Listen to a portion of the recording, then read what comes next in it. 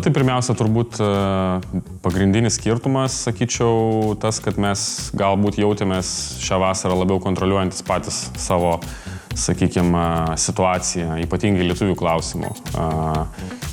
Kitas dalykas, galbūt, sakyčiau, neblogai pasiruošėm šitai vasarai, numatėm kai kurios scenarijus, pakankamai neblogai laviravom ir sakyčiau, gana greit viską užsibaigėm. Tai gal tokie būtų pagrindiniai skirtumai. Tai kalbant apie pamokas, turbūt reikėtų truputį pasižiūrėti praėjusį sezoną ir priežastis, kodėl nepavyko pasiekti rezultato, ypatingai galbūt akcentuočiau Europos taurės sezoną ir tą gruodžio sausio mėnesio atkarpą, tai jautėsi, kad mums labai brangiai kainavo prastas pasiruošimas sezonui, kai mes neturėjom realiai pusės komandos ir tas labai atsiliepė sezono eigoje, žaidėjų sveikatom ir pasiruošimui ir formos laikų įgavimui, tai gruodžio sausio mėnesį mums buvo sudėtinga, turėjome daug traumų ir tada pralaimėjome daug rungtynių Eurocape. Ir mums tai sutrukdė patekti kitą etapą. Ir lygiai taip pat sveikata buvo problema atkrintamosios LKL. Irgi faktas, kad neturėjome eilės svarbių žaidėjų, dviejų pagrindinių centrų, neturėjome Jeffrey Tayloro, neturėjome dar, bent jau keli žaidėjai buvo, sakykime, dalinai traumuoti ar turėjo kažkokių problemų sveikatos. Tai čia turbūt vienas tų dalykų, į ką mes kažkiek atkreipėme dėmesį, norėjome susirinkti komandą, kuri bent jau didžioji dalis žaidėjų atvyktų į pasirinkimo sezono stovyklą laiku. Neturėsime, aišku, Arnoldo Kulbokas, kuris reabilituojasi po traumos, neturėsime pačioje pradžioje Andrew Andriuso, bet visi likę turėtų būti ir tas, manau, kad bent jau tikimės konvertuosis į geresnę sezono pradžią. Tai pirmiausia, ieškojame trenerio, kuris būtų ambicingas, kuris degtų norų kažką pasiekti krepšinėje. Tuo pačiu, aišku, mums reikėjo patirties, jautėme, kad norint pasiekti kažkokius rezultatus reikalinga patirtis. Ir Alessandro turėjo tikrai 3 solidžius sezonus Brešos komandoje Italijoje. Taip pat labai svarbus momentas tas, kad jisai turėjo patirtį dirbant Lenkijoje vyr treneriu, kas jam tikimės palengvins adaptacijos procesą LKL. Šiaip mums buvo labai svarbus dar vienas momentas, kad treneris gebėtų labai gerai komunikuoti ir surasti bendrą kalbą su užsieniečiais, kadangi mūsų komanda, mes neišvengiamai turime turėti nemažai užsieniečių, kadangi mes negalime pirkti geriausių lietuvių, bet bandome kažkiek, sakykime, ieškoti to balanso. Tai norint būti sėkmingiam, faktas, kad treneris privalo surasti bendrą kalbą su visais, tiek su vietiniais, tiek su užsieniečiais. Alessandro pasirodė kaip labai motyvuotas, labai aiškiai viziją turintis treneris. Ir šią vasarą jis irgi iš tikrųjų labai stipriai prisidėjo prie komplektacijos, kalbėdamas su žaidėjais individualiai, tiek su esamais žaidėjais, tiek bandydamas pritraukti kitus žaidėjus ir jo dėka atsidūrė komandoje keli naujokai didelė dalimi. Tai, žodžiu, džiaugiamės, kad jis prisijungė prie mūsų ir jis atitinka kriterijus, pagal kuriuos mes rinkomės trenerių. Treneris Alessandro išskyrė 3 rolės žaidėjų, kurių jam reikia.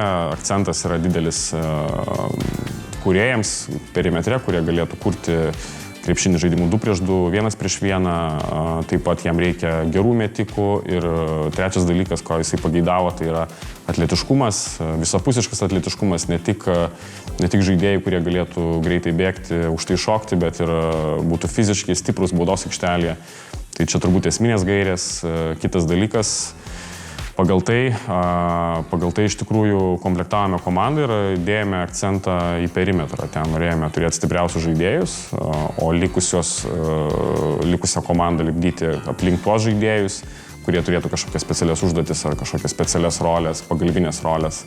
Kitaip tariant, kad komanda nebūtų tik tais visi žaidėjai tik tais tokie, kurie norėtų kamuolio į puolimą orientuoti, bet kad būtų geras balansas tarp lyderių ir rolės žaidėjų. Tiek Kaunas, tiek Andriusas jau spėjo parodyti, jog yra pajėgus vesti į priekį Europos taurės komandą. Tai vienas dalykas, kitas dalykas tai yra individualiai stiprų žaidėjai, tiek vienas, tiek kitas gali imtis iniciatyvos ir spręsti kūrybiškai problemas patys, tiek kurti kitiem. Ypatingai Kaunas, iš kurio turbūt ir tikimės daugiau kūrybos. Andriuso matome labiau kaip tą atakų užbaigėją. Tai žiūrėsime, kaip jie abudu kartu sulips, bet mes manome, kad mes tikrai matome juose svarbių žaidėjus, nuo kurių priklausys labai daug mūsų rezultatai ir tikimės, kad jie gerai pritaps, įsivažiuos ir mums labai padės. Šiaip pirmiausia, norėčiau pasidžiaugti tikrai, kad 3 lietuviai, kurie mus labai domino jau ilgą laiką, grįžo į Lietuvą ir žais mūsų komandoje. Tai Marekas Blaževičius, Matas Jogėla ir Arnoldas Kulboka. Manau, kad tai yra žaidėjai, kurie turi ką įrodyti, kurie turi daug ambicijų. Manau, kad tai yra žaidėjai, kurie dar tik pakeliui į savo piką. Ir labai džiaugiamės juos turėdami savo komandoje. Matome juose potencialą, matome juose augimą. Tai faktas, kad jie turės svarbius vaidmenis ir tikimės, kad jie suras savo vietą ir padės siekti rezultatų. Danielis Baslykas yra žaidėjas, kurį labiau žiūrime kaip į tą žmogų, kuris neleis kitiems atsipalaiduoti kiekvieną dieną treniruotėse, rungtynėse. Matome jame irgi potencialą, matome jame labai kovingą žaidėją, kuo jis mus ir sužavėjo Šiauliuose. Tai nebejojame, kad jis irgi ras savo vietą ir puikiai įsipaišys į mūsų kolektyvą. Faktas. Aš manau, kad pasiekti kažkokių rezultatų išbarščius visą komandą būtų gal naivoka, reikalingas tęstinumas. Mes labai norėjome išlaikyti bent jau pusę komandos ir būtent šie žaidėjai, faktas, jie bus labai svarbus klijuojant rūbinę, klijuojant kolektyvą, įtraukiant naujokus. Jie puikiai žino, kaip viskas vyksta mūsų komandoje, visą vidų ir praėjusiam sezone jie visi parodė, kad jiems tikrai labai rūpi rezultatas. Jie tikrai atidavė širdį, stengiasi ir tobulėjo. Tai džiaugiamės, kad jie liko mūsų gretose ir tikimės, kad jie padės įsiliet naujokam. Tuo pačiu tikimės, kad galbūt išlaikė didesnį kiekį žaidėjų, tam tikrą brandolį, turėsime kažkiek sklandesnę sezono pradžią. Manau, kad laiminčios komandos nėra tos, kuriuose visas 5 pozicijas uždengia taškų rinkėjai, kažkokios skambios pavardės ar panašiai. Laiminčios komandos matome tiek Eurolygoje, tiek olimpinėse žaidynėse yra tos, kurios turi gerą balansą tarp lyderių, tarp rolės žaidėjų. Ir lygiai taip pat ir mes, komplektuodami, žiūrėjome pirmiausiai į rolės. Kaip ir sakiau, prioritetą dėjome labiau perimetro žaidėjams puolime, kurie turės didesnės atsakomybės. Šalia jų norėjome labiau žaidėjų, kurie galėtų daryti kitus dalykus labai reikalingus aikštelėje, įskaitant gynybą. Ir čia, sakykime, kas liečia priekinę liniją, faktas, 5 pozicijoje mes norėjome skirtingų žaidėjų, turime Mareką Blaževičių, Garsiną Bruksą, kažkiek toje pozicijoje žais ir Regimantas Minėtas. Jie visi galės pasiūlyti skirtingus dalykus ir mums labai svarbu buvo turėti žaidėją, kuris galėtų pasiūlyti universalumą gynyboje, solidumą, gerą kovą dėl kamuolių, gerus užsibaigimus po komandos draugų perdavimų. Tai būtent toks yra Garsonas, ką jis jau įrodė praėjusiame sezone. Jisai tikrai padarė nemažą pažangą ir mes matome, kad jisai tikrai gali kilti dar aukščiau. Tad turbūt aš atsakyčiau šitą klausimą taip, kad vėlgi mūsų prioritetas buvo labiau perimetras, o priekinėje linijoje mes norėjome daugiau universalumo. Kaip sakyti, šiandienai žiūrint, ant popieriaus esame patenkinti, vėlgi anksti spręsti, sezonas parodys, kaip kas susidėlios, visada yra lengva kalbėti vasarą, kas kokias vietas užims, bet mes puikiai žinome, kaip viskas išsidėlioja sezono eigoje ir kiek būna įvairiausių neplanuotų situacijų, kaip traumos ir panašiai, kažkokie nesuderinamumai žaidėjų. Tai šiai dienai patenkinti, o toliau matysime, kaip ten viskas dėliosis, kas liečia LKL, tai tikrai mane džiugina, kad lyga darosi labiau konkurencinga.